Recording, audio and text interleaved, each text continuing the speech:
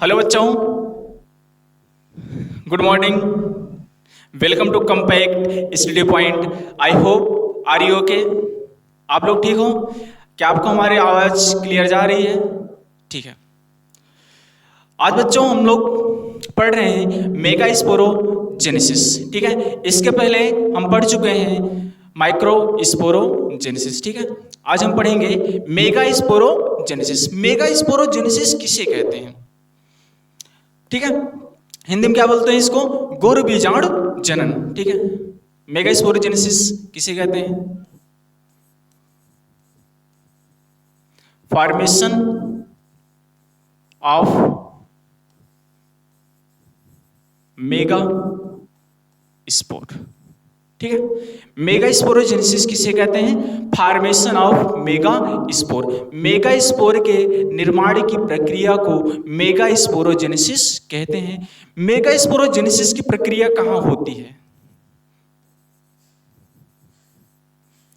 Mega sporangium में। Mega sporogenesis की प्रक्रिया कहाँ होती है? मेगा स्पोरेंजियम में। मेगा स्पोरेंजियम का दूसरा नाम क्या है? ओव्यूल। बस समझ में आई? मेगा स्पोरोजेनेसिस किसे कहते हैं? मेगा स्पोर के निर्माण की प्रक्रिया को मेगा स्पोरोजेनेसिस कहते हैं। मेगा स्पोरोजेनेसिस की प्रक्रिया होती कहाँ है? मेगा स्पोरेंजियम में। मेगा स्पोरेंजियम का दूसरा नाम क्या है? ओव्यूल। ठीक है, इसके पहले आप लोग फ्लावर का स्ट्रक्चर पढ़ चुके हो। थोड़ा सा हम फ्लावर का स्ट्रक्चर देख ले रहे हैं, फिर उसके बाद आपको डिटेल बता रहे हैं। ठीक,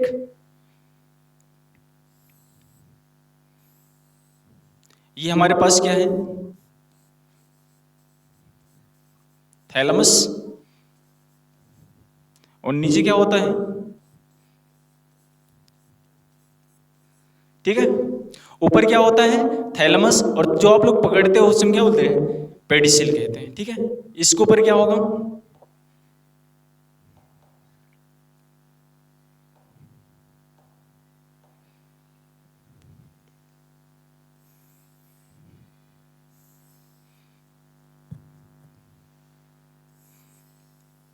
ये क्या है बच्चों? बताओ। ये आपके पास है पेटल। ये क्या है? पेटल। ठीक है, पेटल कैसा होता है? कलरफुल होता है ना, जो इंसेक्ट को क्या करता है? अपनी तरफ आकर्षित करता है। ठीक,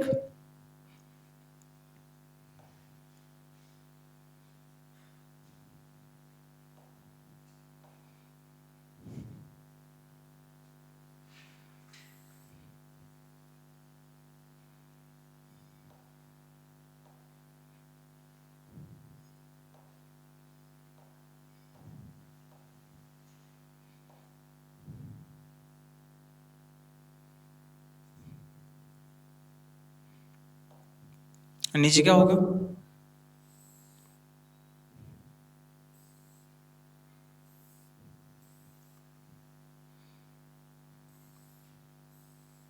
ये क्या है? ये है सेपल। ठीक है, यहां पर आपको क्या बताए थे? ये था आपका क्या? स्टेमन। और यहां पर क्या है? पिस्टिल। ठीक, पिस्टिल का दूसरा नाम क्या है? कार्पेल। ये हम फ्लावर का हमारा क्या है? स्ट्रक्चर है। अब देखो, जो माइक्रोस्पोरोजेनेसिस की प्रक्रिया हुई थी वो कहां हुई थी?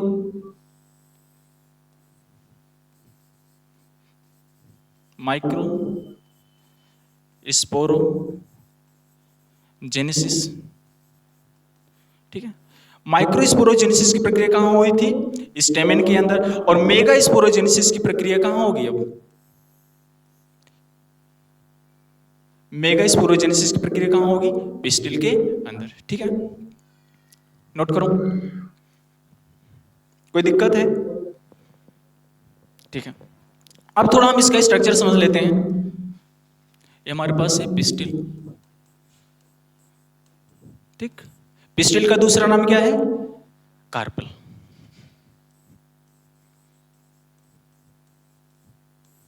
ठीक है,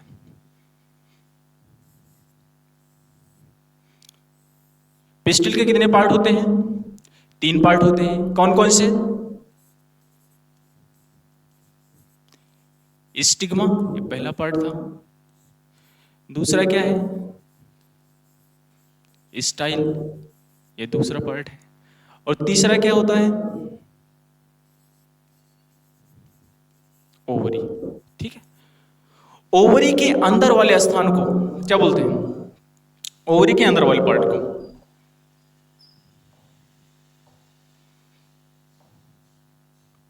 जो अंदर वाले पार्ट दिख रहा है इसको हम क्या बोलते हैं?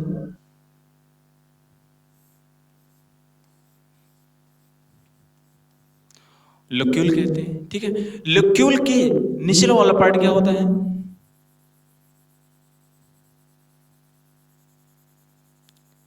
इसे बोलते हैं प्लेसेंटा कहते हैं। ठीक है, प्लेसेंटा के अंदर क्या पाए जाते हैं?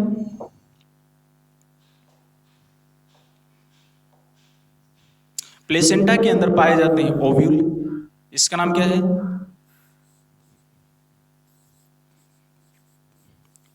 ओव्यूल। ठीक है, ओव्यूल जो होता है यह जुड़ा होता है प्लेसेंटा से। किसके द्वारा? एक डंडीनुमा संरचना होती है जिसका नाम क्या है? फ्यूनिकल। ठीक है, फ्यूनिकल ओव्यूल के जिस स्थान से जुड़ता है उस स्थान को क्या बोलते हैं? ये जहां पे जुड़ा हुआ है इस स्थान का नाम क्या है? हाइलम। इसे क्या कहते हैं? हाइलम कहते हैं। कोई दिक्कत? ठीक है, इतना नोट करो। अब देखो, जो मेगास्पोरोजेनेसिस क्या है? मेगास्पोर के निर्माण की प्रक्रिया क्या बोलते हैं? मेगास्पोरोजेनेसिस कहते हैं। और मेगास्पोरोजेनेसिस प्रक्रिया कहाँ होती है? मेगास्पोरेंजियम में या ओव्यूल में। ओव्यूल कहाँ पाया जाएगा? या किसका पार्ट होता है? या पिस्टिल का पार्ट होता है। किसके अंदर पाया जाता है? ओवरी के अंदर पाया जाता है। ठीक है, नोट करो, फिर आगे बताते हैं। ठीक है, अब देखो हम ओव्यूल का स्ट्रक्चर बनाते हैं।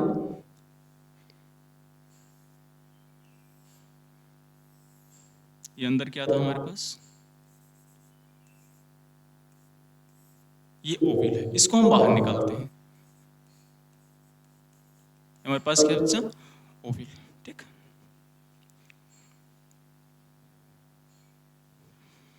हम यहां पे देखते हैं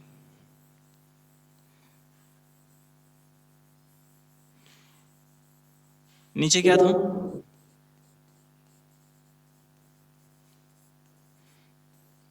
नीचे था प्लेसेंटा। ठीक है,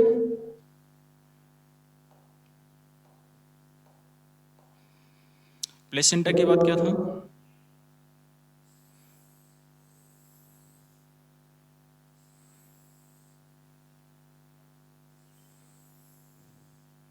ये क्या है? ये है ओव्यूल। ठीक है, ओव्यूल किससे जुड़ा होता है?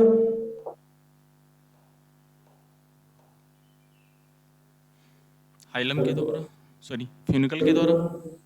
ये क्या है हमारे पास?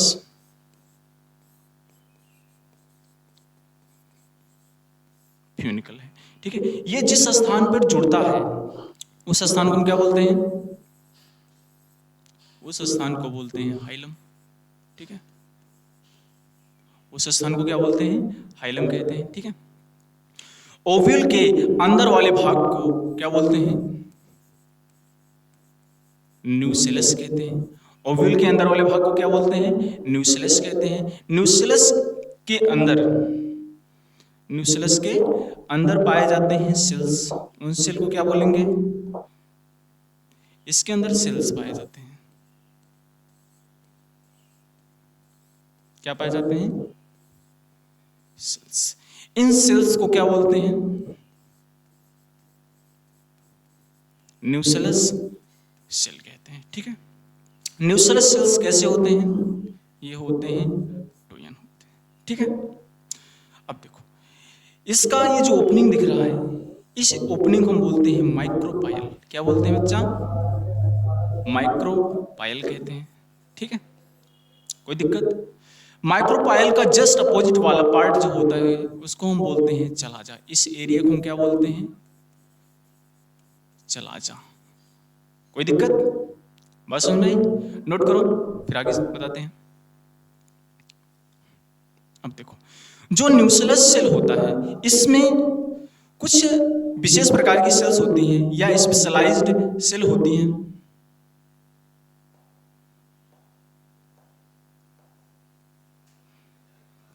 स्पेशलाइज्ड सेल होती हैं। इन सेल को बोलते हैं एमएमसी। इन सेल को क्या बोलते हैं? एमएमसी कहते हैं, एमएमसी। ठीक है, एमएमसी का फुल फॉर्म क्या होगा? Megaspore mother cell. MMC का फुल फॉर्म क्या होगा? Megaspore mother cell. इसी के द्वारा किसका निर्माण होगा? मेगा स्पोर का निर्माण होगा। ठीक है, अब एमएमसी भी एक ऐसा होता है, 2n होता है। एमएमसी भी कैसे होते हैं? 2n होते हैं। ठीक है, नोट करो। ठीक है, यहां पे आ जाओ। यहां पे हमारे पास मेगा स्पोर मदर सेल, ये हमारे पास क्या है? Megaspore mother cell. ये कैसा होता है? ये होते हैं 2n। ठीक है, अब इसमें होगा डिवीजन। अब इसमें क्या होगा? डिवीजन होगा। इसमें होगा मियोसिस। कौन सा डिवीजन होगा? मियोसिस। याद रखना, जो डिवीजन होते हैं दो प्रकार के होते हैं, एक होते हैं माइटोसिस और एक होता है मियोसिस। माइटोसिस जब होता है उसमें क्रोमोसोम की संख्या चेंज नहीं होती, जब मियोसिस होता है उसमें क्रोमोसोम की संख्या चेंज हो आती है। जब माइटोसिस होता है एक सेल से 4 सेल बनते हैं, और जब मियोसिस होता है जब माइटोसिस होता है एक सेल से 2 सेल बनते हैं, और जब मियोसिस होता है तो एक सेल से 4 सेल बनते हैं। ठीक है, इसमें कौन सा डिवीजन हो रहा है? मियोसिस। मतलब कितने सेल बनेंगे? 4 सेल बनेंगे। और इसमें क्रोमोसोम की संख्या भी क्या हो जाएगी? चेंज हो जाएगी। मतलब ये सब 2n कैसे हो जाएंगे? n हो जाएंगे। ठीक है, कोई दिक्कत? अब देखो, मेगा स्पोर मदर सेल में मियोसिस डिवीजन जब हुआ तो 4 मेगा स्पोर बनी। इसका नाम क्या है? Mega spore. ये हमारे पास क्या है? Mega spore. कितने मेगा स्पोर हैं? 4 मेगा स्पोर। 4 मेगा स्पोर में से 3 मेगा स्पोर क्या हो जाते हैं? डीजेनरेट हो जाते हैं। क्या हो जाते हैं बच्चा? डीजेनरेट हो जाते हैं। ठीक है, इसमें से 3 मेगा स्पोर क्या हो जाएंगे? डीजेनरेट हो जाते हैं। ठीक है, देखो यहां पे लिख देते हैं 3 मेगा स्पोर क्या हो जाएंगे?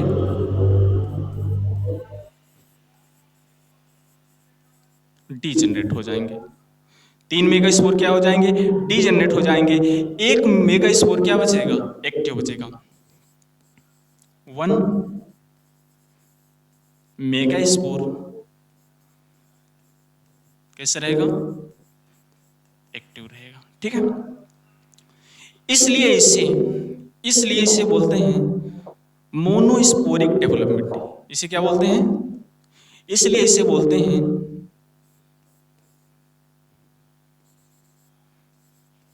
Monosporic development. क्या बोलते हैं बच्चा? मोनोस्पोरिक डेवलपमेंट कहते हैं। ठीक है, ये इंपॉर्टेंट पॉइंट है। ठीक, देखो हमने ओवल को बाहर निकाला था, ओवल के स्ट्रक्चर को समझा।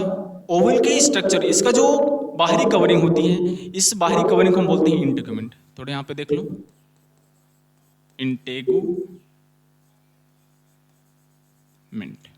ठीक है, जो ओवल होता है, ओवल के कवरिंग को हम क्या बोलते हैं? इंटेगुमेंट कहते हैं। ओवल के अंदर वाले भाग को क्या बोलते हैं? न्यूक्लियस कहते हैं। इसके अंदर सेल्स पाए जाते हैं, उसे हम क्या बोलते हैं? न्यूक्लियस सेल कहते हैं। न्यूक्लियस सेल कैसे होते हैं? 2n होते हैं। इसके अंदर कुछ विशेष प्रकार के सेल्स होते हैं, स्पेशलाइज्ड सेल होते हैं। इन सेल को बोलते हैं MMC, megaspore mother cell. ठीक है, अब देखो जो माइक्रोपाइल होता है, सॉरी, जो ओविल होता है इसमें एक पोर होता है, पोर का नाम क्या है? माइक्रोपायल। माइक्रोपायल के जस्ट अपोजिट वाला एरिया क्या बोलते हैं हम? चलाजा कहते हैं। चलाजा हर समय किस तरफ पाया जाएगा? हाइलम की तरफ। मतलब फ्यूनिकल जिस तरफ जुड़ेगा उस जहां पे जुड़ता है उसे हम क्या बोलते हैं? हाइलम कहते हैं। और हाइलम हर समय किस तरफ होगा? चलाजा की तरफ होगा। और चलाजा के जस्ट अपोजिट क्या होगा? माइक्रोपायल। माइक्रोपायल के जस्ट अपोजिट क्या होगा? चलाजा। ठीक है, अब देखो मेगास्पोर मदर सेल कैसे होते हैं? 2n होते हैं। इसमें कौन सा डिवीजन हुआ था? मियोसिस डिवीजन हुआ था। जब मियोसिस डिवीजन होगा एक सेल से कितने सेल बनेंगे? 4 सेल बनेंगे। और इसमें क्रोमोसोम की संख्या क्या हो जाती है? हाफ हो जाती है। ठीक है, इसमें मियोसिस डिवीजन होगा जिसके कारण 4 मेगास्पोर का निर्माण होता है। 4 मेगास्पोर में से 3 मेगास्पोर क्या हो जाते हैं? डीजनरेट हो जाते हैं। और 1 मेगास्पोर क्या बचता है? एक्टिव बचता है या फंक्शनल बचता है। ठीक है, इसलिए इसे हम क्या बोलते हैं? मोनोस्पोरिक डेवलपमेंट कहते हैं। ठीक है, नोट करो, फिर आगे बढ़ते हैं। अब देखो हम ले लेते हैं, हमारे पास ये क्या है? मेगास्पोर।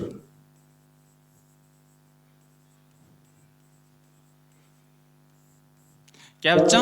मेगास्पोर। अब मेगास्पोर में लगातार माइटोसिस होगा। क्या होगा? माइटोसिस डिवीजन होगा। लगातार इसमें क्या होगा? माइटोसिस डिवीजन होगा, जिसके बाद एम्ब्रियो सैक का निर्माण होगा। किसका निर्माण होगा? एम्ब्रियो सैक का निर्माण होगा।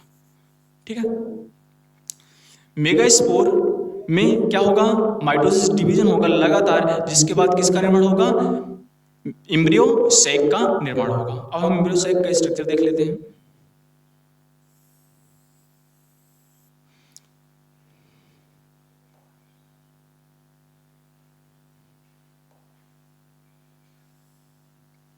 ठीक, इसके नीचे की तरफ 3 सेल्स होते हैं।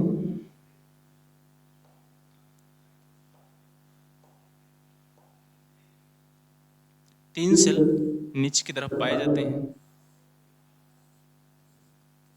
इन सेल को बोलते हैं एंटीपोडल सेल। क्या बोलते हैं? Antipodal cell. इसे हम क्या बोलते हैं? एंटीपोडल सेल कहते हैं। और 2 सेल जो होते हैं ऊपर की तरफ बनते हैं।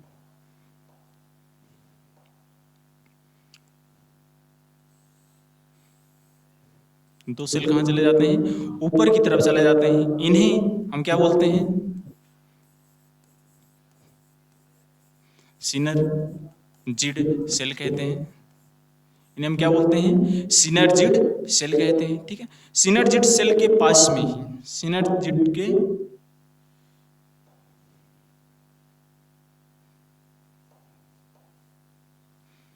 इसके पास में ही यहां क्या बनते हैं? फीमेल गैमेट बनता है। क्या बनता है? फीमेल गैमेट बनता है। ठीक है, और नीचे की तरफ होते हैं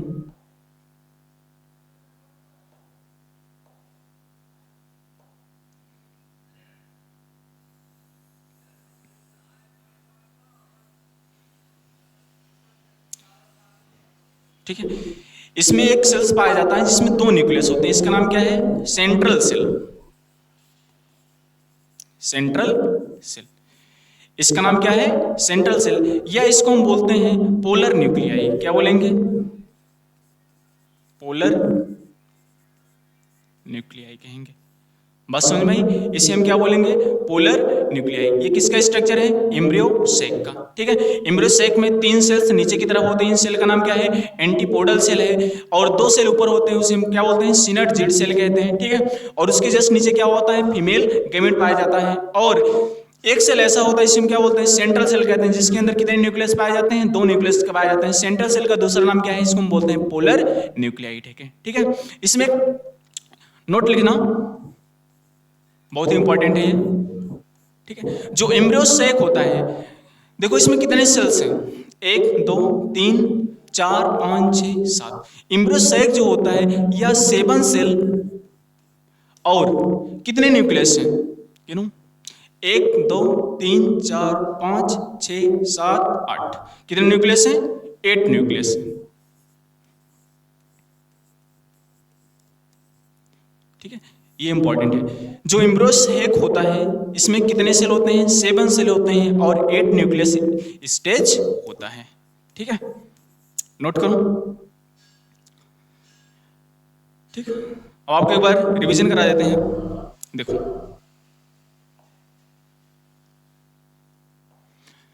हम लोग क्या पढ़ रहे हैं? मेगास्पोरोजेनेसिस। मेगास्पोरोजेनेसिस किसे कहते हैं? मेगास्पोर के निर्माण की प्रक्रिया क्या बोलते हैं? मेगास्पोरोजेनेसिस कहते हैं। ठीक है, मेगास्पोरोजेनेसिस की प्रक्रिया कहाँ होती है? ओविल के अंदर होती है। ओविल का दूसरा नाम क्या है? मेगास्पोरेंजियम। उसके बाद मैंने आपको फ्लावर का स्ट्रक्चर बताया। ये तो मैंने पहले लेक्चर में आपको फ्लावर की स्ट्रक्चर, देखो यहाँ पे क्या होता है? थैलेमस, और नीचे क्या होता है? पेडिसिल्स। ये क्या होते हैं? सेपल्स। ठीक है, ये क्या है? पिस्टिल। ये क्या है? स्टैमेन। स्टैमेन के अंदर कौन सी प्रक्रिया होती है?